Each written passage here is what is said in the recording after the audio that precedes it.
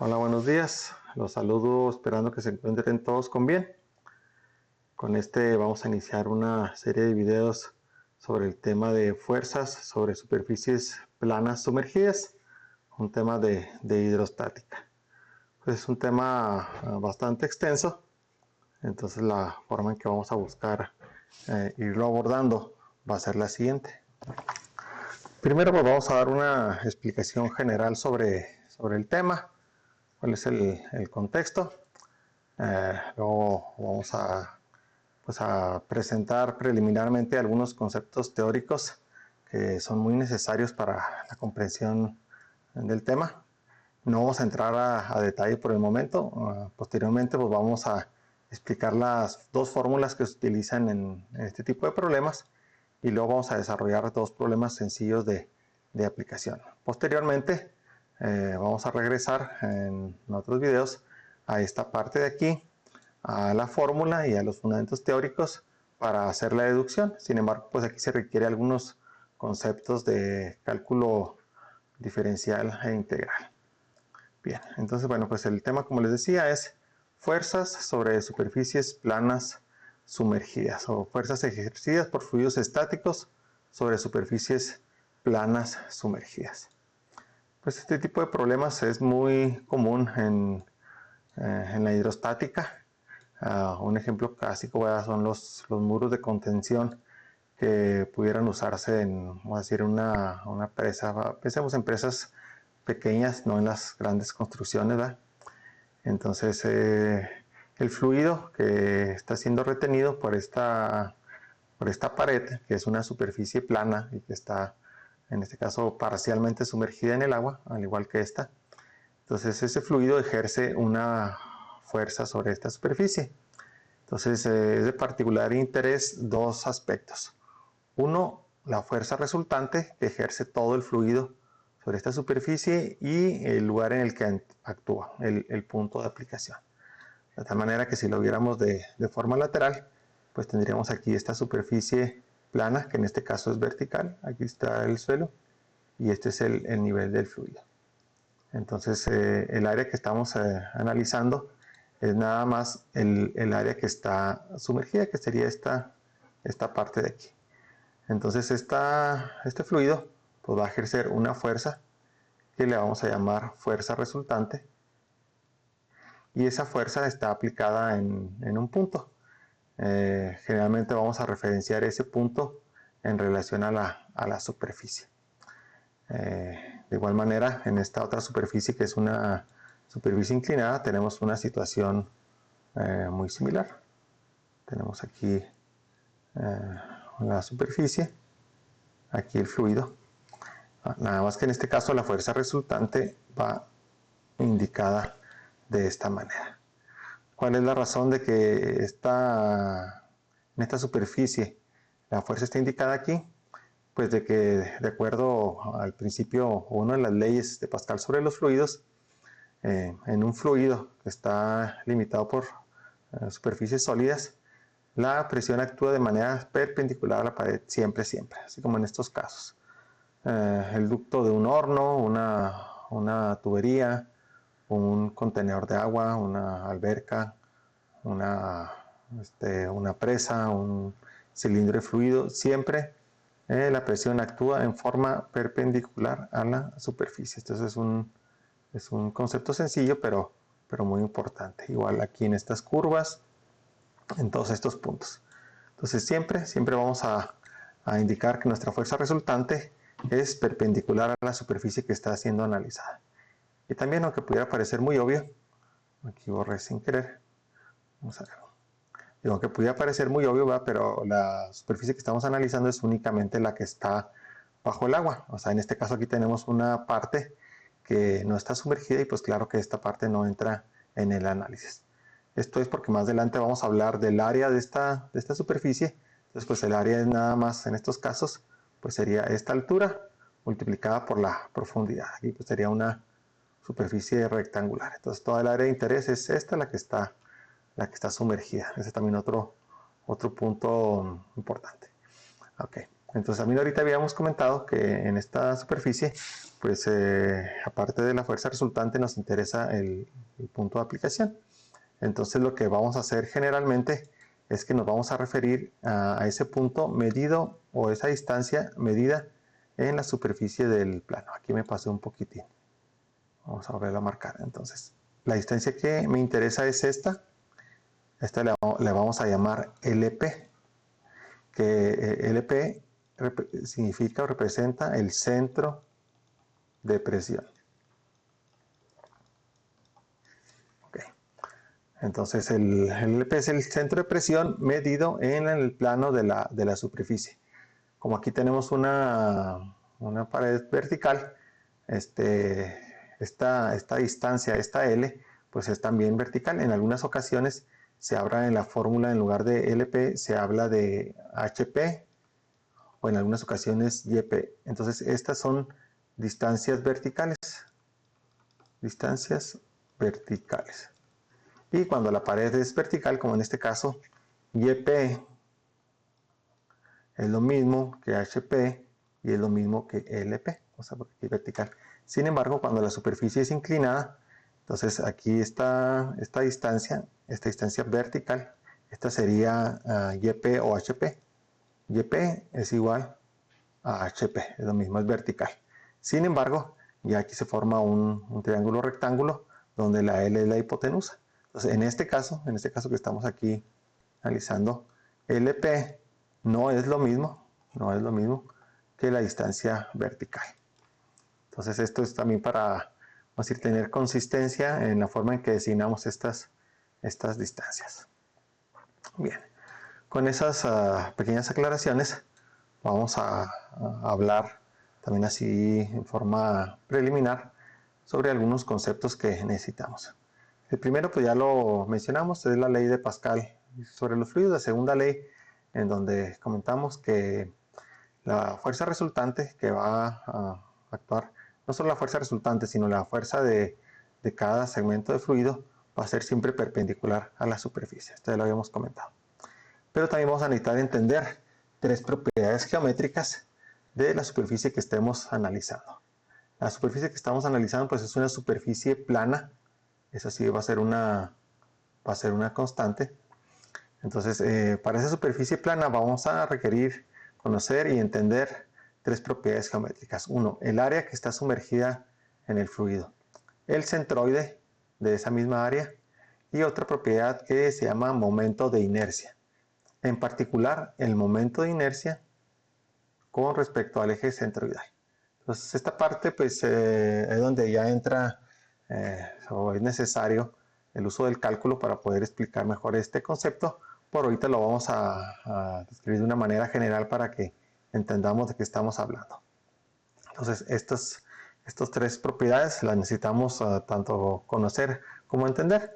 En videos posteriores vamos a ahondar en estos temas. Entonces, si tenemos, por ejemplo, una superficie rectangular, nuevamente, un rectángulo, pues es muy sencillo. El área, pues es base por altura. El área es base por altura. El centroide, pues ya sabemos que es una figura geométrica que tiene dos ejes de simetría.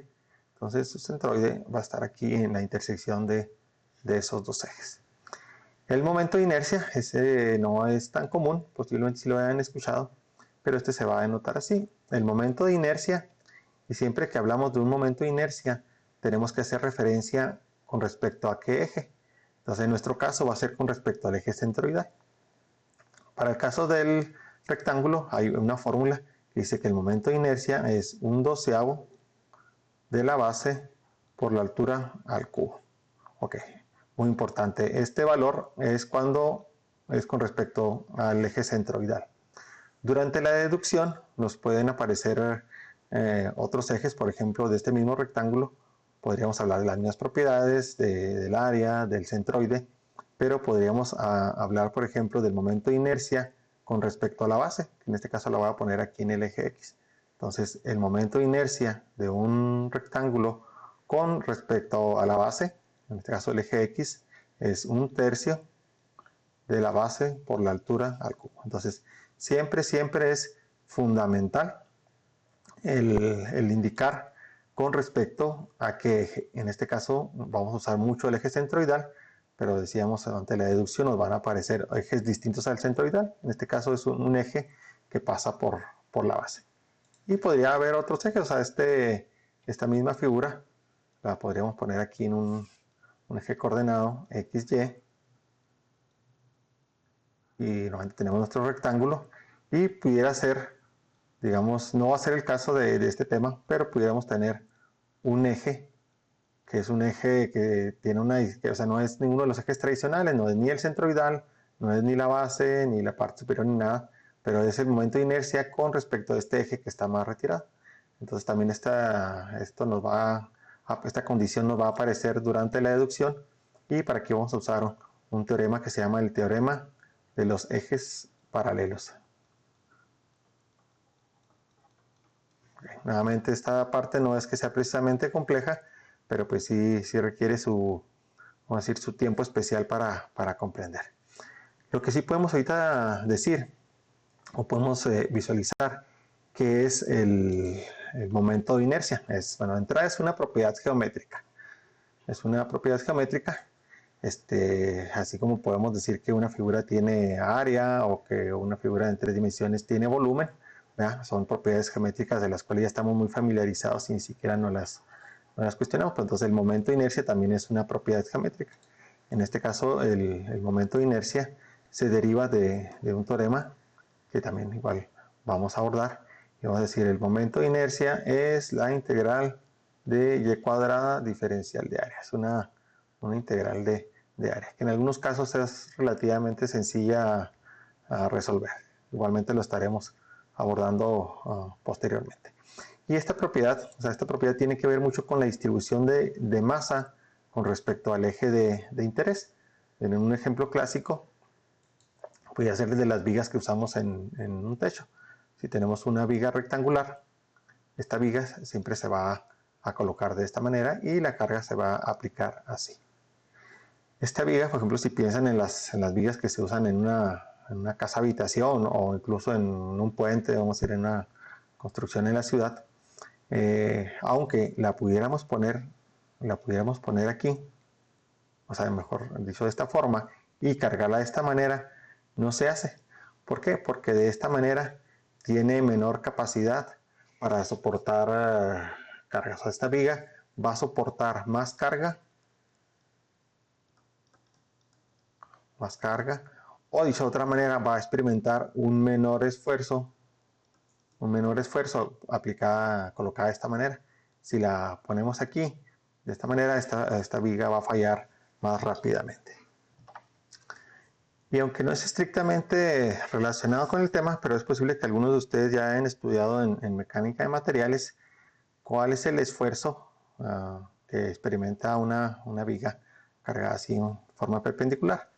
Y retomando esa fórmula, el esfuerzo se calcula así: la M, que es el momento flexionante máximo, o el momento flexionante que le estamos aplicando en un punto dado, multiplicado por una distancia C, que esa distancia lo que hacemos es tomar el eje centroidal y medimos la distancia de aquí hacia acá y del eje centroidal al otro extremo. Aquí no lo dibujé exacto, ¿verdad? Como es un rectángulo, el eje centroidal pasa por la mitad.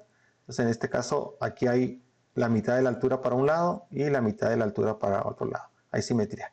Lo mismo pasa aquí. Entonces C es la distancia mayor del eje centroidal a un extremo. Si esa viga fuera, por ejemplo, así, ya no hubiera simetría, entonces el eje centroidal estaría más cargado hacia arriba y esta distancia, que aquí ya no hay simetría, esta distancia que es mayor, esta distancia es C.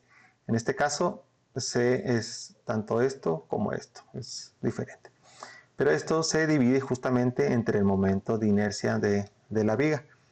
Entonces el momento de inercia para un rectángulo, habíamos comentado que era el siguiente: momento de inercia con respecto al eje centroidal es 1/3 de la base por la altura al cubo. Entonces, si el término de altura está elevado al cubo, cuando la altura es mayor, el momento de inercia es mayor, y si el momento de inercia es mayor, el esfuerzo que está experimentando la viga es menor. Entonces, entre mayor sea el momento de inercia, entre mayor sea menor va a ser el esfuerzo. De tal manera que siempre queremos que la viga tenga el momento de inercia más grande posible. En el caso de esta viga rectangular, el momento de inercia con respecto al eje centroidal va a ser mayor cuando esté en forma vertical y cargada de esta manera. Aquí, de esta manera, el momento de inercia con el que cuenta esta viga es menor y por lo tanto experimenta un mayor esfuerzo y pues, va a terminar por fallar. Por eso pues nunca encontraremos, vamos a decir, en una casa habitación que, vamos a decir, nuestros mayores nunca colocaban las vigas de esta manera, ¿verdad? Porque nunca se hacía así porque aguantarían menos. Entonces las vigas, esas vigas de madera antiguas siempre se colocan así. Entonces, en el caso de las vigas, nuevamente siempre deseamos tener el mayor momento de inercia. Por eso en muchas ocasiones, también en mecánica de materiales, pues hablamos de vigas de perfiles estructurales, donde lo que estamos haciendo es que aquí tenemos nuestro eje centroidal, pasa por la mitad, y estamos colocando la masa lo más alejada posible del eje, cuidando siempre, ¿verdad?, que aquí el alma de la viga sea lo suficientemente resistente para soportar las cargas. Entonces, aunque estos conceptos son del área de mecánica de materiales, nos ayudan a visualizar qué es el momento de inercia. Es una propiedad geométrica en la cual nos damos una idea de cómo está distribuida la masa con respecto a un eje. Entonces, entre más alejada esté en promedio la masa del eje de interés, entonces mayor va a ser el momento de inercia. En este punto, o sea, en el punto en el que estamos, pues todavía no sabemos cómo calcular. Entonces, dependemos de fórmulas. No hay nada de malo en ello. Es como, por ejemplo, si nos hablan del área de un círculo, ¿verdad? Pues nadie se pone a deducir la fórmula del área del círculo. Simplemente aplicamos pi por diámetro al cuadrado sobre 4, pi por radio al cuadrado. Igualmente aquí para los momentos de inercia, pues vamos también a usar algunas fórmulas que ya están disponibles.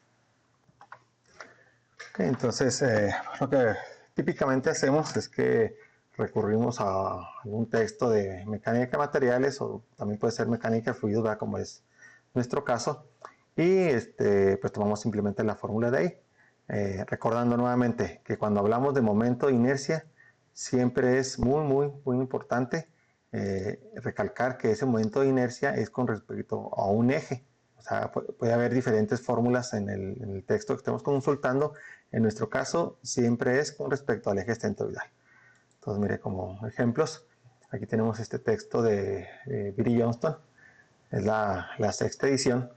Entonces, aquí nos presenta momentos de inercia de formas geométricas comunes. Entonces, para el caso del rectángulo, aquí aparecen dos ejes. Uno es el eje centroidal, que aquí lo están denotando por X', pasa por el centroide.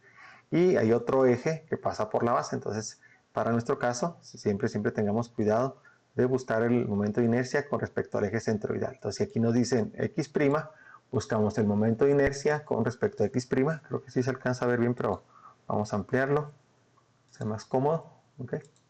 Entonces, el momento de inercia con respecto a X', que es el eje que pasa por el centroide, es como les comentaba, 1/12 de la base por la altura al cubo. En este mismo apéndice viene el momento de inercia con respecto a la base, que es 1/3 de la base por la altura al cubo. Entonces, esto es común que cause cierta confusión si no tenemos claro que siempre hay que poner atención a cuál eje nos está referenciando y también cuál eje necesitamos. Siendo un poco repetitivo, en nuestro caso, el eje centroidal. En este caso, tenemos nuevamente los momentos de inercia con respecto al eje centroidal. En el caso de un triángulo, pues el centroide pasa por un punto que está a 1/3 de la base. Entonces aquí está el momento de inercia con respecto al eje centroidal, que es 1/36 de la base por la altura al cubo. Para el caso del círculo, bueno, pues este tiene infinitos ejes de simetría. Entonces, la única fórmula que nos están presentando, que es la de uso común, es el momento de inercia con respecto a un eje X, que en este caso el eje X es el centroidal. Aquí no hay otro eje. Pero aquí al llegar al semicírculo, nos están poniendo el momento de inercia con respecto a un eje X, que es la base. Miren, vean que aquí puede haber algo de confusión. Aquí el eje X es el centroidal. se da el caso que es el centroidal. Pero aquí el eje X es la base. Y el centroide está pasando por ese punto C y no nos lo están indicando. Entonces, en el caso de este texto, si cuando necesitemos el momento de inercia con respecto al eje centroidal de un semicírculo, este apéndice no nos funcionaría. En el caso del texto de Mott, miren, aquí viene el semicírculo y aquí viene el eje centroidal, que está denotado por la distancia y testada. Entonces, el momento de inercia con respecto al eje centroidal C, o el eje centroidal IC, aquí está presentado. Entonces, este texto, el de Mott, que en este caso es la séptima edición, sí nos presenta esa información. Entonces, siempre tengamos ese cuidado. Para el caso actual de un cuadrante, nos da el momento de inercia. En este caso, únicamente nos da el momento de inercia con respecto al eje centroidal. Ok, aquí es también un trapezoide y otro tipo de figuras, pero ya con volumen. Vamos a ver. Bien, entonces pues esa aclaración es importante. Que por el momento, cuando necesitamos un momento de inercia, lo que intentamos conocer es simplemente la geometría, y así como calculamos el área, vamos a calcular el momento de inercia con respecto al eje centroidal. Bueno, hechas esas aclaraciones, ahora sí vamos a hacer un recorrido por el procedimiento o digamos la receta que vamos a seguir. En este momento pues todavía no hemos hecho las deducciones, vamos a aceptar las fórmulas así como nos las están presentando y posteriormente ya explicadas los fundamentos teóricos necesarios, haremos la deducción y ya entenderemos de mejor manera esto. Entonces decíamos, necesitamos determinar una distancia que le llamamos LC, y esta distancia LC es una distancia en el plano de la superficie a analizar. O sea, en este caso, este es el plano al que estamos analizando y en este caso es este plano inclinado. Vamos a ver, aquí lo quise borrar. Ok, entonces este es el plano. Y vean que nada más estoy indicando el área que está sumergida.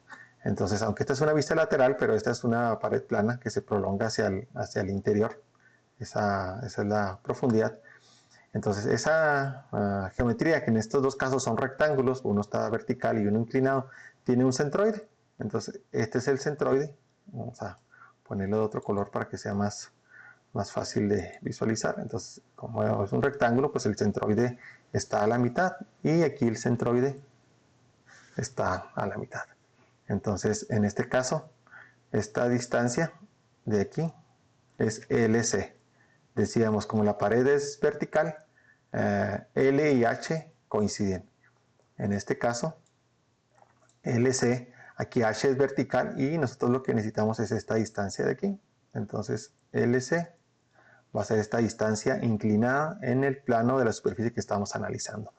Y LC es la distancia de la superficie al centroide de la figura medida en la superficie que estamos considerando. Entonces esa es LC.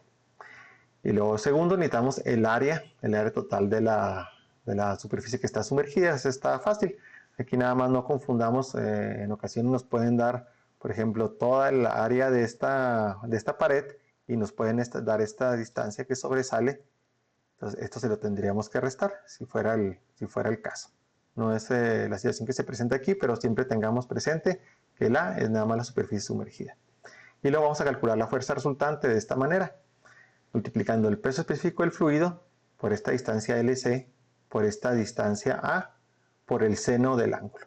Y este ángulo es el que se genera entre la superficie y el eje X. Entonces aquí en este caso pues es un ángulo de 90 grados, entonces el seno de 90 pues nos da 1. Entonces en este caso, incluso en ocasiones algunos textos no lo anotan, a veces presentan la fuerza resultante de esta manera. Fuerza resultante es peso específico, ya sea que usen HC o YC, así, por el área. Y esta fórmula es válida. Sin embargo, es una simplificación, es un caso específico cuando tenemos una pared únicamente vertical. Entonces, cuando es una pared inclinada, tenemos que anotar en lugar de Y, tenemos que anotar LC y aquí tenemos que agregar el seno del ángulo. Entonces, para evitar esa confusión, desde el principio lo vamos a presentar de esta manera para todos los casos. Y el siguiente paso, una vez que calculemos esta fuerza, como de costumbre, tener cuidado con las unidades. Y por ejemplo, si el sistema internacional, pues serán kilonewton sobre metro cúbico y las distancias en metros y metros cuadrados, ¿verdad? Para que la fuerza nos dé kilonewton. Si es el sistema inglés, pues es libras sobre pie cúbico, y aquí las distancias también en pies. Y luego calculamos el IC, el momento de inercia con respecto al eje centroidal, auxiliándonos de una fórmula que obtenemos de uno de los apéndices mencionados. Y luego vamos a calcular, después de tener la fuerza, vamos a calcular su punto de ubicación, en la distancia. Después de calcular la fuerza, calculamos la distancia LP, que es el punto de aplicación, medida siempre en el plano en el que estamos trabajando. Vean que LC se refiere a la distancia de la superficie al centroide, y esta es la distancia de la superficie al punto de aplicación de la fuerza resultante. De tal manera que si vemos la fórmula, el punto de aplicación siempre está debajo del centroide. O sea, de donde está el centroide, todavía hay una distancia esta de aquí. ¿Okay? Hay una distancia más por debajo donde está el LP. O sea, si volvemos a dibujar nuestro diagrama, este es el fluido, esta es la superficie, aquí está digamos, el suelo. Entonces el centroide está aquí, esto es LC. Pero LP va a estar más por debajo. Entonces la fuerza resultante va a estar aquí. Fuerza resultante.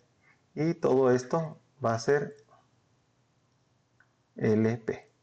Entonces esta distancia que está aquí, esta distancia, es el resultado de dividir el momento de inercia entre el centroide, con respecto al centroide, entre LC y entre el área. Entonces esa es esta distancia.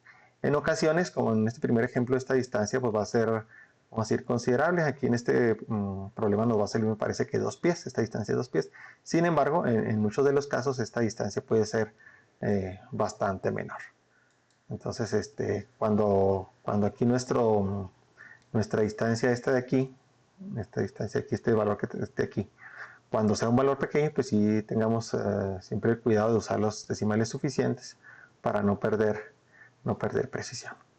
Y bien, pues ya esas aclaraciones, pues vamos a revisar este primer problema modelo 4.4. Voy aquí a acercar para que lo podamos estar viendo simultáneamente.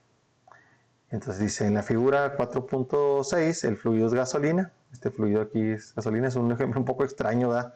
Porque pues está gasolina vamos a ir al medio ambiente y pues aquí se evaporaría. Entonces el fluido es gasolina con esta gravedad específica y la profundidad total son 12 pies. Entonces esta distancia H, esta de aquí, son 12 pies. La pared tiene 40 pies de ancho, entonces la profundidad aquí de esto serán, que a este le llamamos W por la palabra en inglés width. Entonces esta distancia W, la profundidad, son 40 pies. Entonces se calcule la magnitud de la fuerza resultante sobre la pared y la ubicación del centro de presión LP. Entonces vamos a empezar por anotar nuestras fórmulas. La fuerza resultante dijimos que es el peso específico del fluido, que lo obtenemos aquí a partir de gravedad específica, por la distancia al centroide, medida en el plano de la pared, multiplicadas por el área y multiplicadas en este caso por el seno del ángulo. Entonces aquí sustituimos. Vamos a trabajar en el sistema inglés, entonces la gravedad específica es 0.68 por 62.4 libras sobre pie cúbico. La distancia al centroide es un rectángulo, entonces el centroide está en la mitad, y si la altura son 12 pies, pues la distancia al centroide son 6 pies. El área pues van a ser 12 por 40, lo voy a anotar directo. 12 por 40 me da 480 pies cuadrados, 480 pies cuadrados del área, y por el seno de 90 grados, porque el ángulo θ se mide del eje X a la superficie que estamos analizando, 90 grados. Entonces vamos a hacer las operaciones. En cuanto a las unidades, aquí tenemos pies cuadrados y otros pies, en la parte superior son pies cúbicos con pies cúbicos. Entonces, pues nuestras unidades de fuerza pues van a ser libras.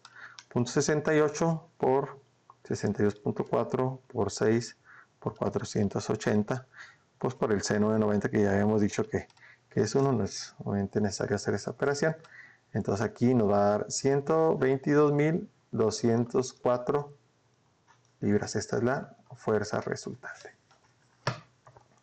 Ahora la siguiente pregunta de interés pues es el punto donde se aplica esa fuerza que le habíamos llamado LP. Igual vamos a anotar aquí nuestra fórmula. LP es la distancia con respecto al centroide, que ya habíamos dicho que son 6 pies, más el momento de inercia con respecto al centroide de este rectángulo por LC por A. Entonces aquí ya tenemos algunos valores exceptuando el IC. El IC para un rectángulo, momento de inercia con respecto al centroide, es 1/3 de la base por la altura del cubo. Para nuestro caso particular, si vemos la superficie de frente, ya no de lado, o sea, es esta parte de aquí, es esta vista lateral que tiene una distancia de 12 pies, sería la altura. Ok, y esta sería la base, que es la profundidad 40 pies. De tal manera que para este rectángulo el momento de inercia, perdón, aquí puse 1/3, disculpa, aquí es 1/12 con respecto al eje centroidal, que estaba cometiendo este error. Que recuerden, momento de inercia de un rectángulo contra un eje que pasa con respecto al centroide, x' es 1/12. Bien, entonces este es 1/12 de la base de 40 pies por la altura al cubo, por 12 al cubo. Entonces esto nos va a dar unidades de longitud a la cuarta. Eso no lo comenté en su momento, pero sí es importante tenerlo en cuenta. Entonces es 40 por 12 al cubo entre 12 y en este caso el valor, si me queda un valor exacto, 5.760 pies a la cuarta. En ocasiones es más cómodo. En este primer ejemplo es muy sencillo, los valores me dan exactos, no me salieron decimales. Entonces muchas veces es más cómodo hacer toda la operación aquí directa. Ahorita lo estamos haciendo con un poco de mayor detalle. Entonces LC dijimos que eran 6 pies más 5.760 pies a la cuarta. Y luego aquí LC nuevamente son 6 pies por el área 480 pies cuadrados.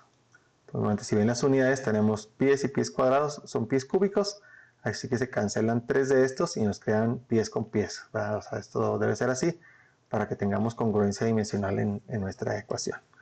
Entonces, haciendo la operación 5.760 entre 6 entre 480, me da 2 pies. Entonces, aquí el LP son 6 pies más 2 pies y eso me da 8 pies.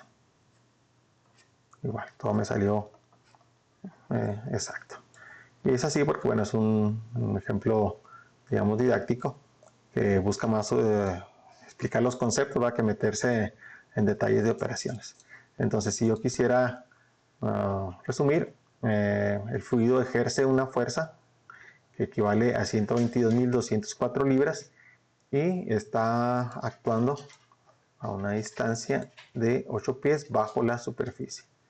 Entonces, esta fuerza resultante es 122.000 y esta distancia, vamos a ponerlo con verde, esta distancia LP, esto es LP, y son 8 pies. Como decíamos, el centroide está aproximadamente aquí a la mitad, en 6 pies, y el centro de presión está ligeramente por debajo. Bien, entonces ya hemos cubierto este problema. Voy a hacer una pausa para borrar la pizarra.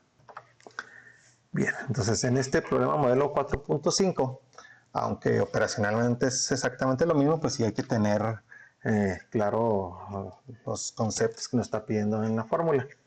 La primera diferencia pues, de que la superficie está inclinada, entonces nos da la siguiente información. Ahorita lo vamos a empezar a ver con el cálculo del LC.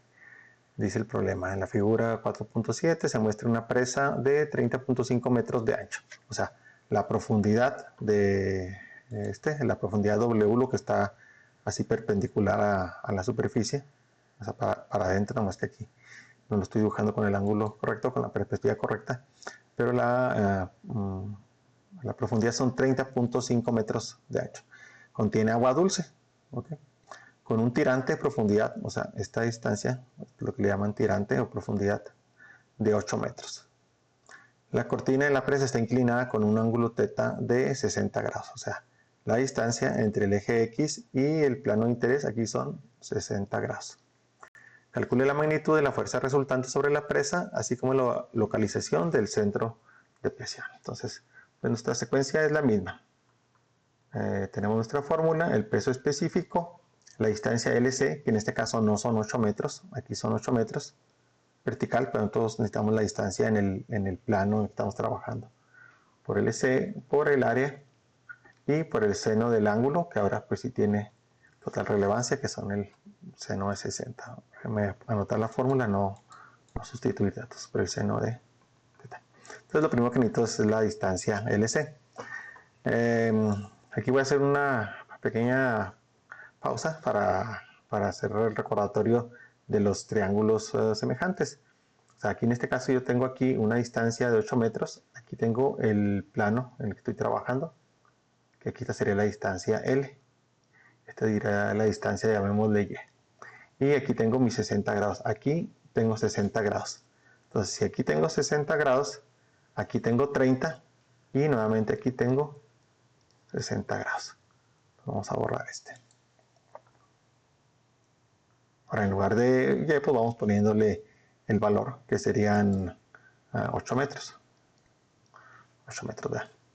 Entonces, bueno, primero vamos a calcular esta distancia, que va a ser la distancia, llamémosle L, toda la superficie que está sumergida, y nos va a servir para cuando calculemos el área.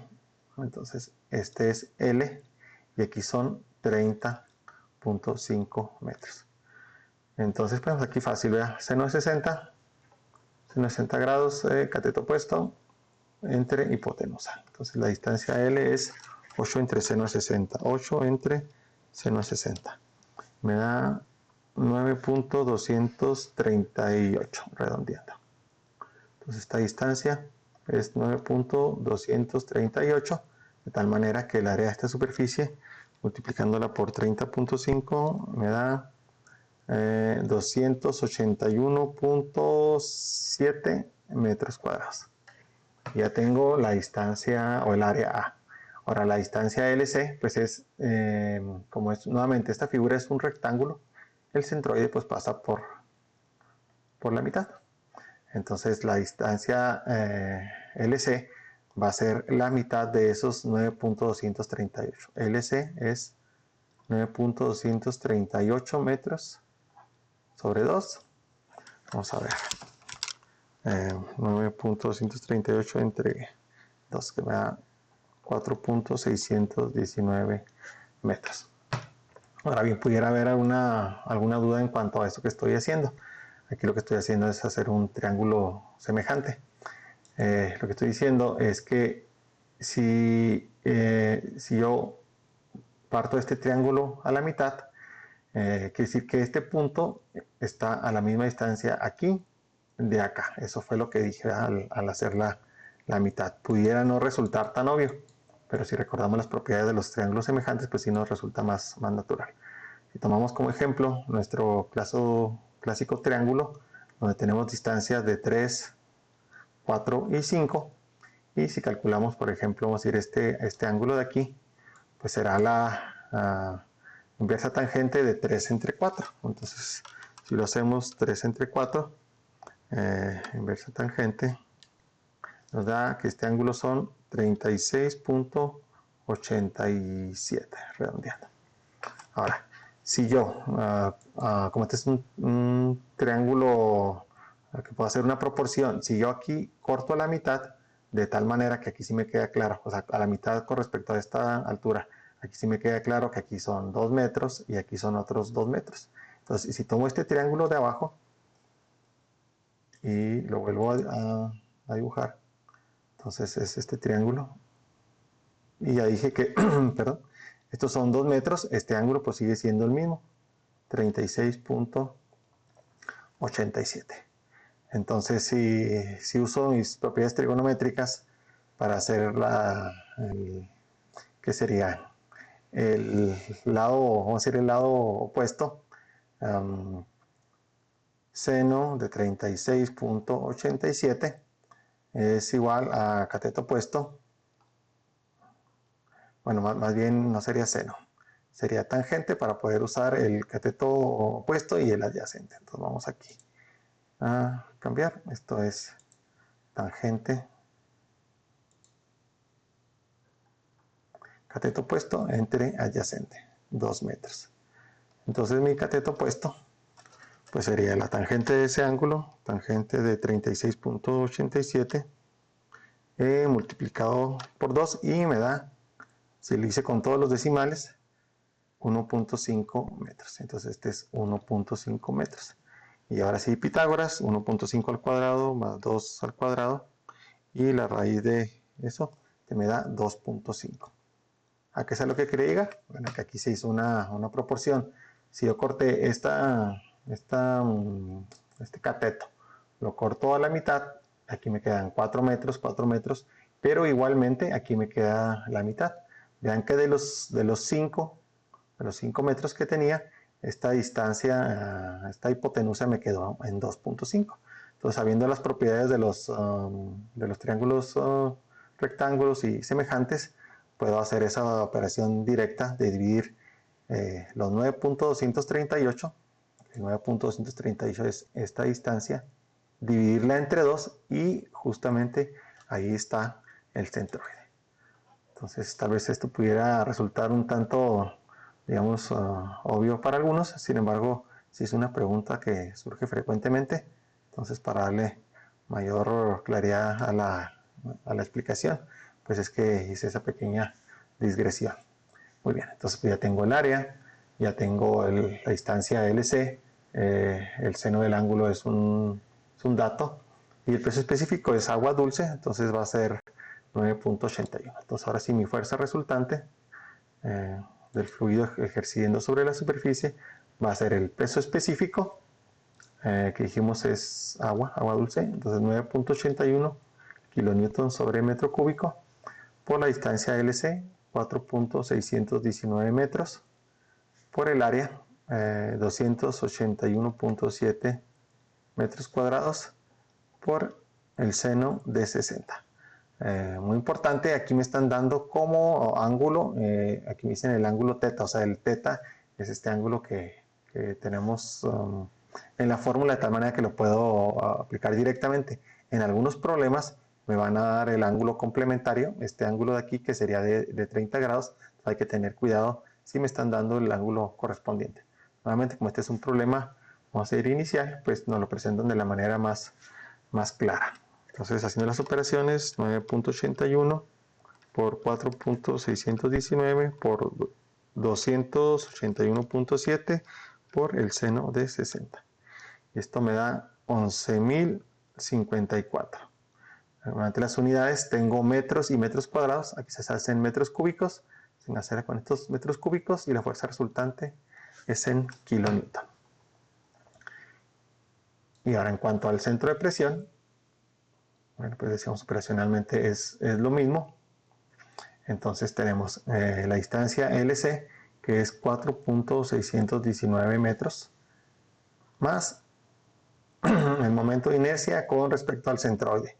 Es 1/12 de la base de este rectángulo, 30.5 metros, por la altura al cubo, 9.238 metros al cubo.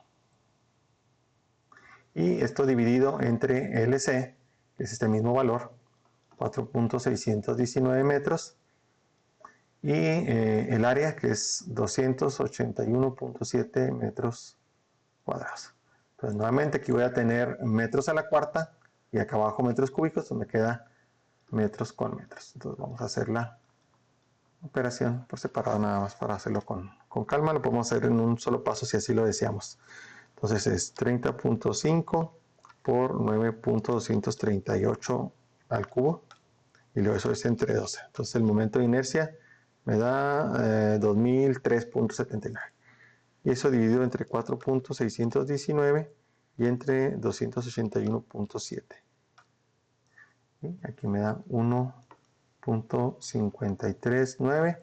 Yo lo podríamos redondear en 1.54, siendo estrictos con los redondeos. Esto lo podemos dejar en 5.540. Entonces ya nomás hacemos la suma, que sería 4.619 más esto que tenemos, 4.619, y esto me da 6.159 metros, el centro de presión. Ok, vean que aquí uso un poco más de decimales, la diferencia es mínima.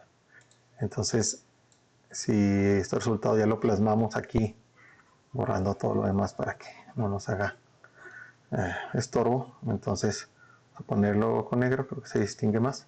Esta fuerza resultante, pues son los 11.059 kilonewtons y la distancia LP, o sea, esta distancia medida aquí en este plano, esta distancia,